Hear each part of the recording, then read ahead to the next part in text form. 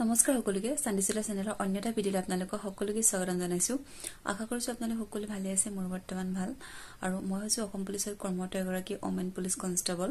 আৰু মই অসম পুলিচৰ সম্পৰ্কে কিছুমান ইনফৰমেটিভ ভিডিঅ' আপোনালোকক আগবঢ়াই থাকো আৰু যদি আপোনালোকে মোৰ ভিডিঅ'বিলাক চাই ভাল পায় তেনেহলে প্লিজ আপোনালোকে সহাৰে জনাব আৰু আজি ইনফৰমেটিভ ভিডিঅ'টো হৈছে যে অসম পুলিচৰ কাৰণে যোনখিনি ক্ৰাইটেৰিয়াৰ প্ৰয়োজন হয় সেইখিনি একচুয়ালি এডভাৰটাইজমেন্টত অৱগত কৰাই দিয়ে আপোনালোকক SLPRB কিন্তু অসম পুলিচৰ এনে কিছুমান কথা আছে যোনখিনি আপোনালোকে এডভাৰটাইজমেন্টত নাপায় মানে লৰা সম্পৰ্কে হওক বা ছোৱালী সম্পৰ্কে হওক বহুত কিছু কথা আছে যোনখিনি আপোনালোকে জানিবলৈ ইচ্ছুক কিন্তু তাৰ সম্পূৰ্ণ উত্তৰটো আপোনালোকে নাপায় আৰু ৰিসেন্টলি মোক ইউটিউবত কেইগৰাকীমান ভণ্টিয়ে মোক কমেন্ট কৰিছিলে যে বা সি সেকশন ডেলিভাৰী হলে মানে সিজাৰিন ডেলিভাৰী হলে পুলিচত যাব পাৰি নে নোৱাৰি নিশ্চয় আপোনালোকে সি সেকশন ডেলিভাৰী হলেও কোনো ধৰণৰ বাধা নাই আপোনালোকে পুলিচত যাব পাৰিব যদি আপোনালোকে শাৰীৰিকভাৱে সম্পূৰ্ণ প্ৰস্তুত হয় নিজকে প্ৰস্তুত কৰি তুলিব পাৰে তেনেহলে আপোনালোকে নিশ্চয় অসম পুলিচত যাব পাৰিব তাত কোনো বাধা বিঘিনি নাই নিশ্চয়কৈ আপোনালোকে অৱগত যে পুলিচে যাবৰ কাৰণে কিমানখিনি শাৰীৰিকভাৱে প্ৰস্তুত কৰিব লগা হয় নিজকে আৰু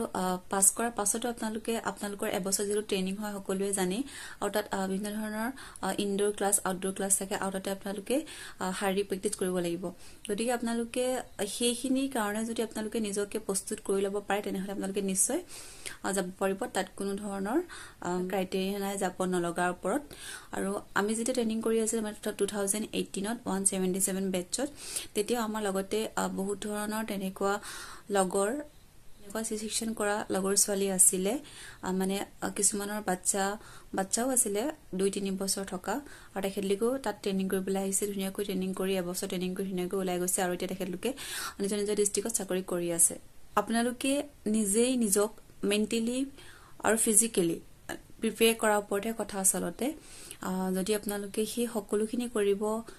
পাৰিম বুলি ভাবে নিজকে তেতিয়াহে আপোনালোকে যাব কাৰণ কষ্টটো হ'বই গতিকে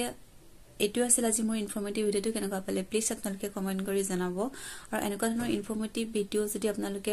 পাব বিচাৰে আৰু কিছু কথা যদি আপোনালোকে জানিব বিচাৰে তেনেহলে প্লিজ আপোনালোকে মোক কমেন্ট কৰিব মই তাৰ কিছু আভাস দিবলৈ চেষ্টা কৰিম গতিকে অন্যটা ইনফৰমেটিভ ভিডিঅ' সকলোকে লগ পোৱাৰ আশাৰে আজিলৈ আহো বাই বাই